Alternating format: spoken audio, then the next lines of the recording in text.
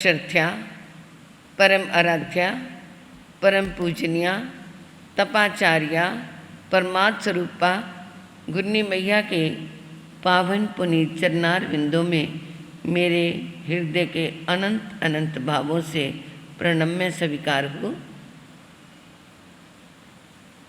ये उस सगरण स्तोत्र की रचना कैसे हुई, क्यों हुई, किन परिस्थितियों में हुई। आचार्य यशोभद्र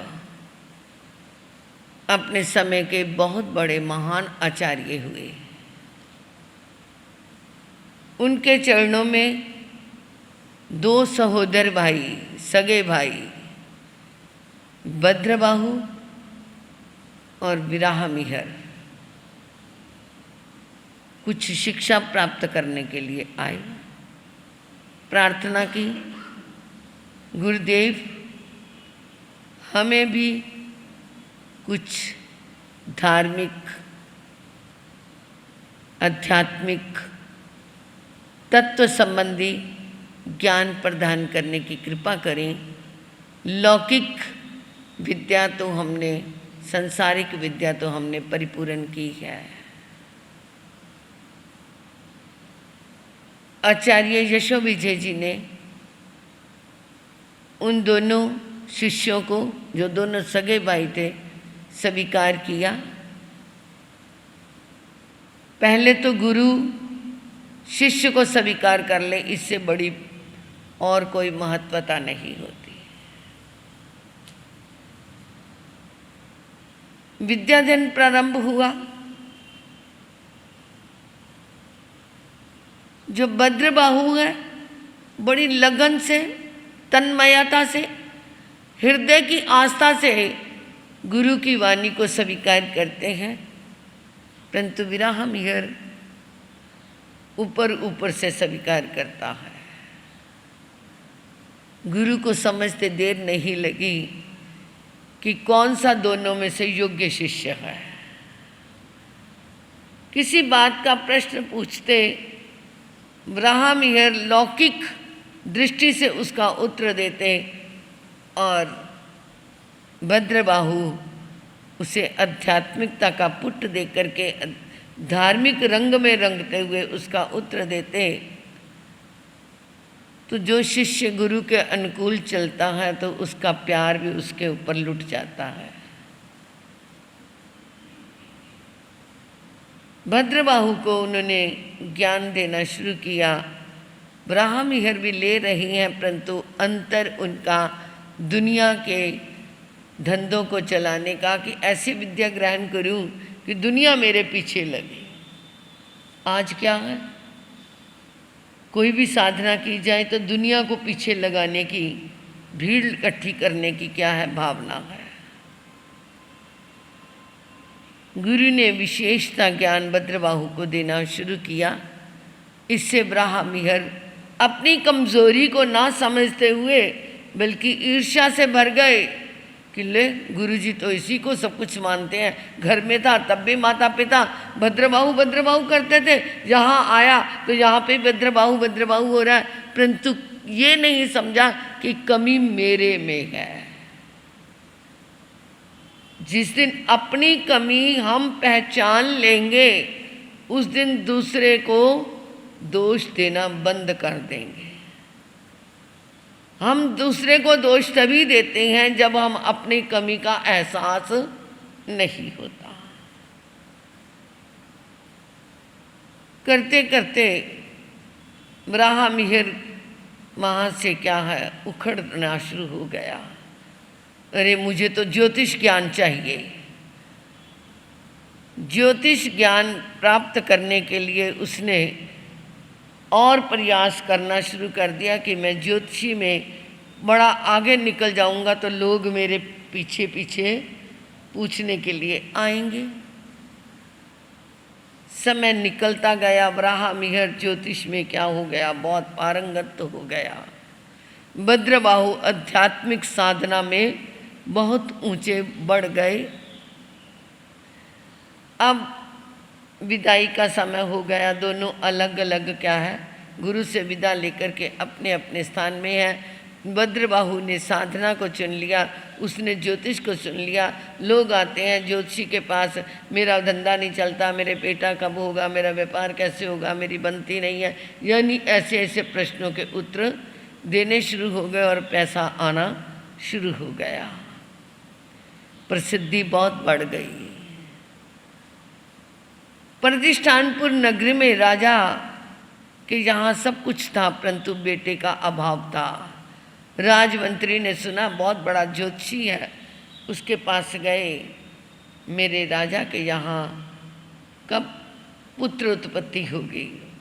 लगन निकाला, नाम पूछा, अरे अगले साल ही राजा के यहाँ तो एक पुत्र का जन्म हो जाएगा।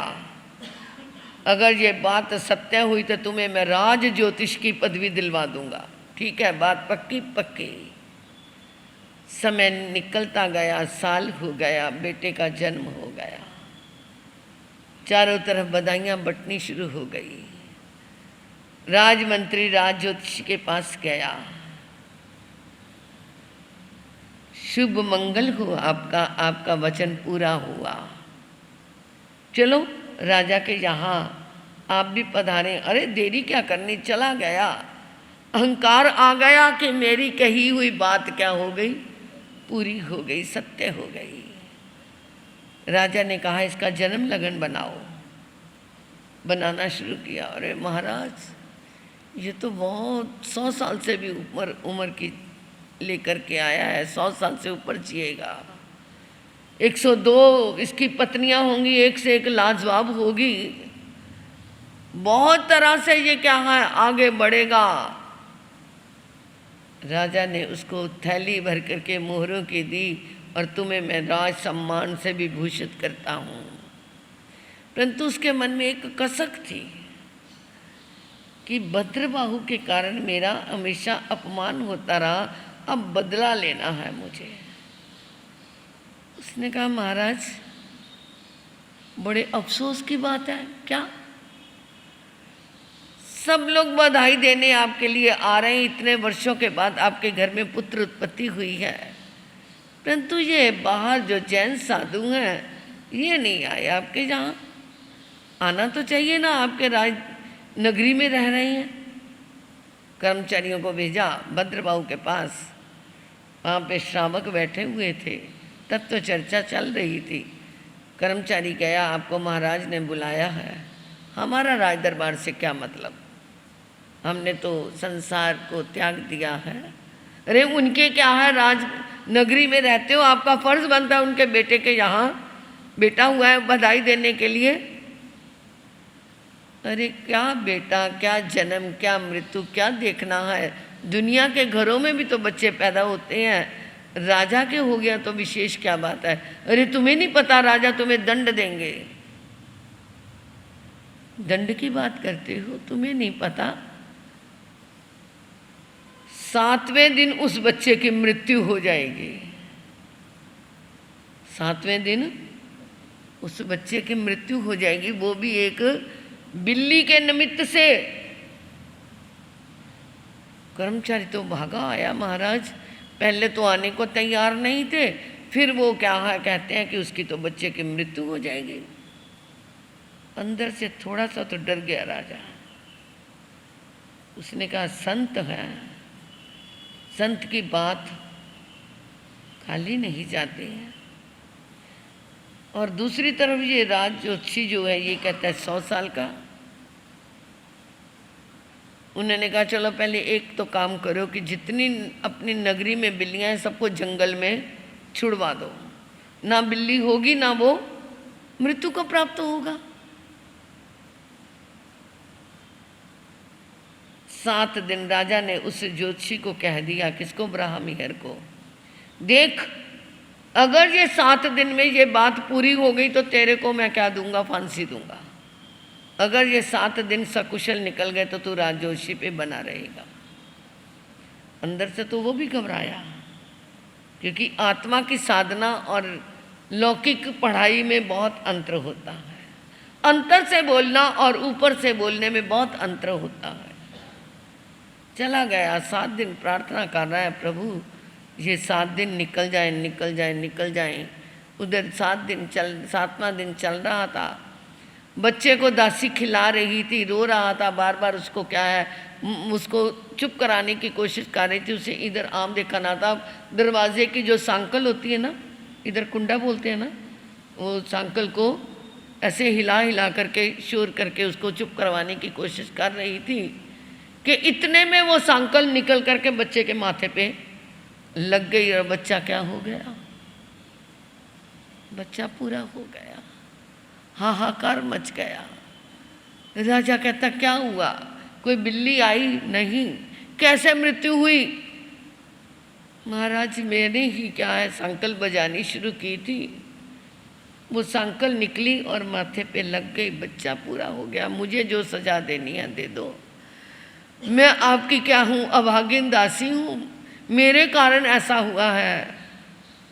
अच्छा वो सांकल लेके आओ। सांकल लाए, सांकल के ऊपर देखा क्या लगा हुआ था, उसके ऊपर बिल्ली का चिन्ह बना हुआ था, बिल्ली की शक्ल बनी हुई थी। कहता हो वो संत की आवाज़ पूरी हुई। राज ज्योतिषी को उसने क्या दे दिया, मृत्यु दंड दे दिया। परंतु उसने क्या भावना भाई, इस भद्रबाहु ने मुझे कहीं का नहीं छोड़ा, अब मैं क्या है अपनी इस क्या है जितनी भी जिंदगी में मैंने कुछ किया है उसका फल मुझे मिले, कि मैं इसका बदला लेने वाला बनूं। मर करके वानवेंतर देव बन गया। वानवेंतर देव बना, उसके मन में क्या है फिर भी ये एक विद्रोही भावना जागी। अब तो मैं क्या कर सकता हूँ, इसको मैं बुरे हाल कर सकता हूँ। उसने नगरी में क्या कर दिया, कहीं आग लग रही है, कहीं महामारी फैल रही है, त्राही त्राही मच गई। उसने क्या है वानवेंतर देवना ने अपने प्रकोप फैलाना शुरू किया।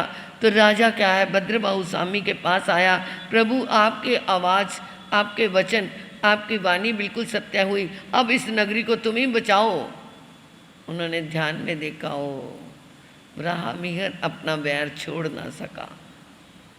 एक मेरे से बदला लेने के कारण पूरी नगरी को क्या कर रहा है, ये परेशान कर रहा है। उस समय उन्होंने कहा महाराज शांत होकर के मेरे पास बैठे। अंतर की आवाज से उस समय उन्होंने उपसंहरण स्तोत्र की क्या की, रचना की।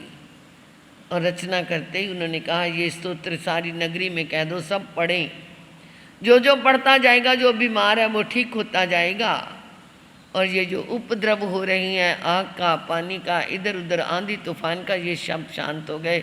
भद्रबाहु स्वामी ने भी साधना की और लोगों ने भी घर घर उपसंहरण स्तोत्र को की पाठ करना शुरू किया, जाप करना शुरू किया। तो वो क्या हो गया, शांत हो गया। समय हो गया है, कल को हम इसका एक एक गाथा का रोज अर्थ करेंगे। अगला जाप शुरू होने से तक इसकी क्या है जितनी गाथा हैं कि इसमें क्या है आप सुनेंगे। उपसंहरण खाली पढ़ लिया कोई नहीं, इसका अर्थ क्या है, उपसंहरण, उपसर्ग को हरने वाला, ये क्या अर्थ है। आप एक एक गाथा का रोज अर्थ सुनेंगे। बहुत सुंदर व्यवस्था चल रही है। बरसात के कारण भी आप लोग, वैसे तो रुक गई थी, जो आई हैं वो सद्भागी हैं, भाग्यवान हैं जो आई हैं। और जो नहीं आए वो घर में सुन लेना, परंतु ये ना सोचना कि आत्म चैनल पे आ जाएगा हम सुन लेंगे। इसके कारण ये कमी मत लाना, थोड़ा सा ध्यान रखना। इधर हमारे वैसे गुरु कृपा से, गुरनी जी की अपार कृपा से अपने साध्वी निधि ज्योति जी, जिन्हें हम पिंकी जी महाराज बोलते हैं, उनका ऑपरेशन सकुशल हो गया।